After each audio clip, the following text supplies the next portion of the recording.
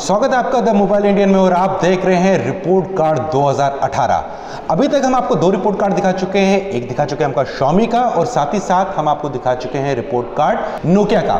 तो आज बारी है रिपोर्ट कार्ड Asus की और मेरे साथ दो सहयोगी हैं फैजल और रोहन। तो फैजल रोहन स्टार्ट करें रिपोर्ट कार्ड 2018 Asus का। बिल्कुल ग्रेट। तो आगे बढ़ने से पहले एक नज़र डाल लेते हैं इस साल Asus ने कौन कौन से फ़ोन मार्केट में लॉन्च किए।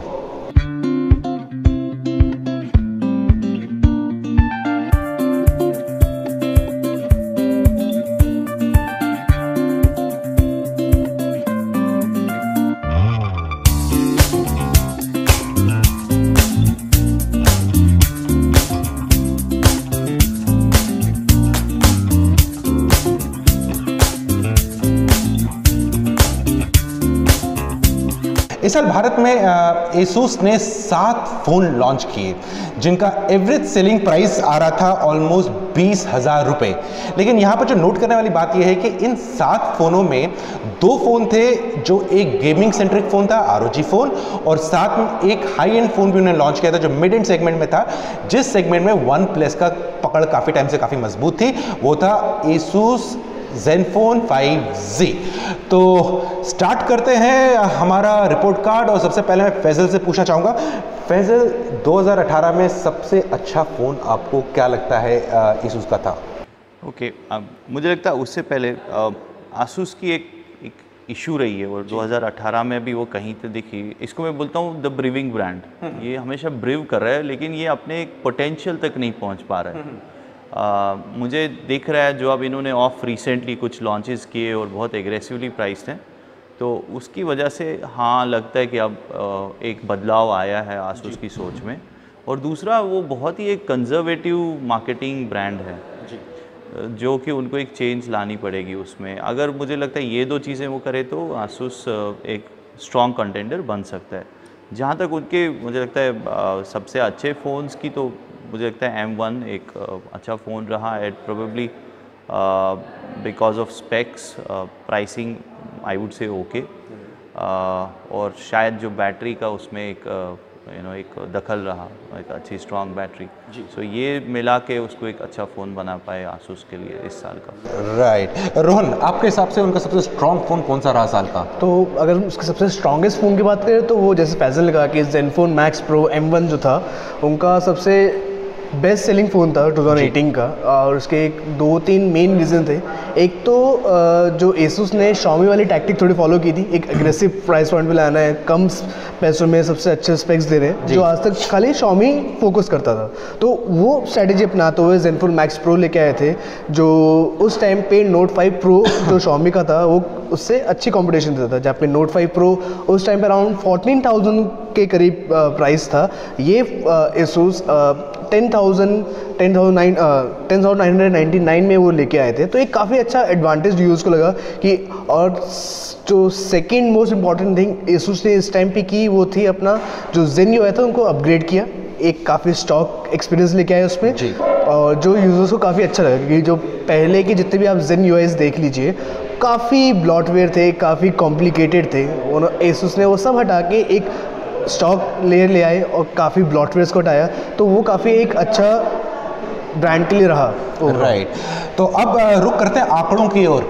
जो हमारा रिसर्च यानी कि जो हमारे रीडर्स जो हमारी साइट पे आके फ़ोन्स को सर्च करते थे, जिनके बारे में ढूंढते थे इंफॉर्मेशन, उसके हिसाब से भी Max Pro M1 काफ़ी पॉपुलर फ़ोन था जिसके बारे में लोग सर्च कर रहे थे। और साथ ही साथ towards the fag end of the year 5G में भी हमें कुछ रुझान लोगों का दिखने लगा कि वो 5G में भी इंटरेस्टेड हो रहे थे और ख़ासकर वो कोई मिड एंड सेगमेंट में काफ़ी दमदार फ़ोन लग रहा था। कैमरा के मामले में उसका 19-20 था लेकिन ओवरऑल लोगों ने उसको काफ़ी पसंद किया। अब यहाँ पर फैसल सबसे पहले बात करते हैं कि अगर 2018 का प्लस पॉइंट क्या होगा Asus के हिसाब से, आपको क्या लगता है क्या होगा उनका प्लस पॉइंट? लगता है ये जो उन्होंने प्राइस थोड़ा एक एग्रेसिवनेस लाई प्राइस में, ये एक डेफिनेटली एक प्लस पॉइंट रहा Asus का। और जहाँ तक मुझे दिख रहा है कि हाँ लॉन्चेस भी थोड़े काफ़ी ज़्यादा हुए कंपेयर टू प्रीवियस ईयर्स और थोड़े अच्छे रहे एंड जैसे रोहन ने भी बताया कि you know on the OS side also, क्योंकि एक ट्रेंड चली है पिछले 2-3 सालों से। पहले 3 साल पहले स्टॉक एंड्रॉयड को उतना पसंद नहीं किया जाता था, एक लेयर चाहिए ही चाहिए होती थी कस्टमर को, बट अब वो चेंज हो रही है। यूज़र्स अब बड़ा स्टॉक एंड्रॉयड चाहते हैं, क्योंकि एक वो स्मूथ एक्सपीरियंस डेफिनेटली देता है देन यूआई, और आई थिंक बैटरी परफॉर्मेंस और उन सब पे भी उसका असर है जी। तो और एक सिक्योरिटी एंगल तो है ही है। तो उन चीज़ों को अलाइन करना मुझे लगता है आसूस के लिए एक अच्छा पॉइंट रहा। तो उनका एक exclusivity to with an online partner, हाँ विद एन ऑनलाइन पार्टनर है, दैट इज़ समथिंग एक अच्छा रहा उनका स्टेप मुझे लगता है, क्योंकि जब आप एक्सक्लूसिव रहते हो तो एक वहाँ से भी एक पुश मिल जाता है आपको। So that probably is one more point. Rohan, आपके हिसाब से और क्या था इसके अलावा, कोई प्लस पॉइंट था 2018 में? जो 2018 के एसूस की बात करें तो कंपनी ने एक कंप्लीट ओवरऑल किया अपने स्ट्रैटेजी में, जहां अगर आप पिछले 1-2 साल की बात करें तो काफ़ी कॉम्प्लिकेटेड रहते थे उनके। एक मॉडल के इतने सारे वेरिएंट्स होते थे, इतना सारा नॉमेनक्लेचर बन जाता था कि हम लोगों के लिए भी डिफिकल्ट हो जाता था कि ये फ़ोन कौन सा है, इस फोन में वो क्या है, इस फोन में क्या है। तो उन्होंने भी कंफ्यूजन कंटिन्यू है, लेकिन थोड़ा कम उन्होंने काफ़ी कट डाउन किया। जो हैवी, जो एकदम कॉम्प्लिकेटेड नॉमेनक्लेचर जो फॉलो करते थे उनको उन्होंने कट डाउन किया। प्राइस में उन्होंने काफ़ी कट डाउन किया, काफ़ी कॉम्पिटिटिव प्राइस में लेके आए। एक अपना नया एंड्रॉयड ओएस लेके आए, थोड़ा सा अपग्रेडेड और काफ़ी क्लोज टू स्टॉक एंड्रॉयड लेके आए। तो वो काफ़ी एक अच्छा स्टेप था 2018 में एसूस के लिए। राइट। मेरे हिसाब से 2-3 प्लस पॉइंट थे एसूस के लिए 2018 में। सबसे पहला ये था कि 2017 के फेक एंड से एसूस मार्केट से गायब हो चुका था, उनके लॉन्चेस नहीं हो रहे थे, बड़े शांत बैठे हुए थे। लेकिन 2018 में वो काफ़ी एग्रेसिव तरीके से मार्केट में वापस आए, और ये नहीं कि खाली एक सेगमेंट में ऑपरेट कर रहे थे कि एंट्री लेवल फ़ोन्स या मिड एंड फ़ोन, वो घुसे सब सेगमेंट्स में, entry level, mid level, upper mid level, और साथ ही साथ उन लोगों ने जब अपना ROG फ़ोन लॉन्च किया, उनने गेमिंग फ़ोन में भी अपने कदम आगे बढ़ाए। गेमिंग मार्केट अभी हिंदुस्तान में काफ़ी छोटा है, लेकिन दस्तक तो दी उनने मार्केट में। आने वाले समय में इस सेगमेंट में बढ़ोतरी होगी, तो इसलिए उम्मीद है कि उनने ये कदम अच्छा लिया। इसके अलावा जो मुझे एक प्लस पॉइंट और लगता है एसूस का 2018 में, वो 2018 में नहीं कह सकता हूँ, मुझे ऑलमोस्ट 2016-17 से ही लगता है। एसूस एक ऐसी कंपनी है जो अपडेट्स रेगुलर टाइम पे देती रही है, अगर उनके फ़ोन लॉन्च हो या ना हो, अपडेट उनके आपके पास हमेशा आते रहेंगे। तो ये एक और प्लस पॉइंट था मेरे हिसाब से। अब बात करते हैं हम एसूस का 2018 में क्या चीज़ें थोड़ी गर्दिश में थी। जैसे कि आपने स्टार्ट में बताया था कि उन लोग का थोड़ा सा प्राइसिंग को लेके 19-20 हो रहा था। इसके अलावा आपको और क्या लगता है? वही लग रहा है उस कंपनी की एक एक डीएनए उनकी R&D की है जी। तो R&D कंपनियां यूजुअली मार्केटिंग में कम ही बिलीव करती हैं, तो वही एक उनका मुझे लगता है वीक पॉइंट रहता है हमेशा। प्रोडक्ट्स उतने बुरे भी नहीं होते, इनफैक्ट अगर हार्डवेयर पॉइंट ऑफ व्यू से देखें तो उनकी हार्डवेयर बिल्ड क्वालिटी थोड़ी बेटर ही है कुछ बहुत ज़्यादा ब्रांड से, बट यही है कि वो एक मार्केटिंग में वो हमेशा मात खा जाते हैं। वो वही है बिकॉज ऑफ देयर वो R&D नेचर। सो उसी को मैं ज़्यादा पॉइंट देखूंगा इस साल भी। रोहन, आपको क्या लगता है नेगेटिव पॉइंट क्या था 2018 में? अगर क्या लो एरिया, जो लो एरिया हमको कह सकते हो, जो काफ़ी गैप था एक पर्टिकुलरली लॉन्चेस के बीच में। जैसे अगर हम देखें ZenFone max pro almost first quarter में आया था 2018 में, और जो बाकी जो लॉन्चेस हुए दैट हैपेंड मोस्टली Q3 या Q4 में। तो जो एक बीच में इतना बड़ा गैप बन गया था, तो बीच में हमें भी लगने लगा था कि एक बार ये हल्ला मचाइए कहीं शांत तो नहीं हो जाएंगे दोबारा, जैसे पिछले साल उन्होंने किया था। तो एक वो था कि काफ़ी लॉन्ग पीरियड था, और बीच में उनके डिवाइसेस को भी कह रहे थे कि जो सेल्स पे आना मिलना थोड़ा सा कम हो गए थे। तो एक ये मेरे को 2 पॉइंट्स लगे कि थोड़ा सा एक नेगेटिव वे में उन कंपनी को ले जा रहा था वो। राइट। मुझे भी लगता है कि जो एसूस ने जब एक रिन्यूड एनर्जी के साथ मार्केट में घुसे थे, तो एक प्रोडक्ट के पीछे कंटिन्यूटी, ये नहीं कि हर महीने 2 फ़ोन लॉन्च कर दे, लेकिन एटलीस्ट हर एक क्वार्टर में 1 या 2 फ़ोन डिफरेंट सेगमेंट में, कोई डिफरेंट सेगमेंट वो ऑपरेट कर रहे थे। तो फ़ोन अगर रेगुलरली इंटरवल्स में आते रहेंगे तो कंज्यूमर्स को इंटरेस्ट बना रहेगा। और उसके अलावा मुझे लगता है कि अभी भी भारत में ऑफलाइन मार्केट का शेयर काफ़ी स्ट्रांग है, उनने ऑफलाइन में अभी इतने अच्छे से कब्जा नहीं कर पाए। और जैसा फैजल ने बोला था स्टार्ट में ही कि उन्हें मार्केटिंग नहीं की अच्छे से अपने फ़ोन्स की, तो उसका मतलब यही है कि बेसिकली भारत में जो दिखता है वो बिकता है, या फिर ये भी कह सकते हैं जिसके बारे में आप बता रहे हैं एज अ ब्रांड अपने किसी प्रोडक्ट के बारे में बताएगा तो कंज्यूमर के अटेंशन में आता है। अगर अटेंशन में आ गया तो उसके बारे में वो रिसर्च करेगा थोड़ा बहुत, अगर उसको पसंद आएगा तो क्या पता वो फ़ोन ले भी ले।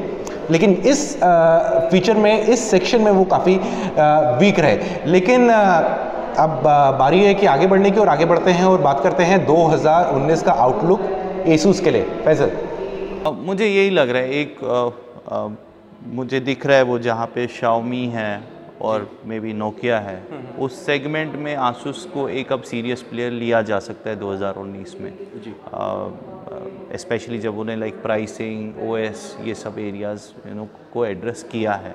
बट येस, अगर I think it depends on marketing. Now मैं मार्केटिंग इसलिए नहीं कह रहा हूँ कि वो हमेशा दिखना चाहिए, हाँ, क्योंकि मैं अभी भी बहुत सारे यूज़र्स को देख रहा हूँ जो आसूस को एज ए लैपटॉप कंपनी जानते हैं, लैपटॉप ब्रांड जानते हैं, बट स्मार्टफोन ब्रांड अभी भी बहुत कम लोग जानते हैं आसूस को। सो वो एक एरिया है जो यहाँ पे उनको ब्रांड अवेयरनेस थोड़ी बढ़ानी पड़ेगी।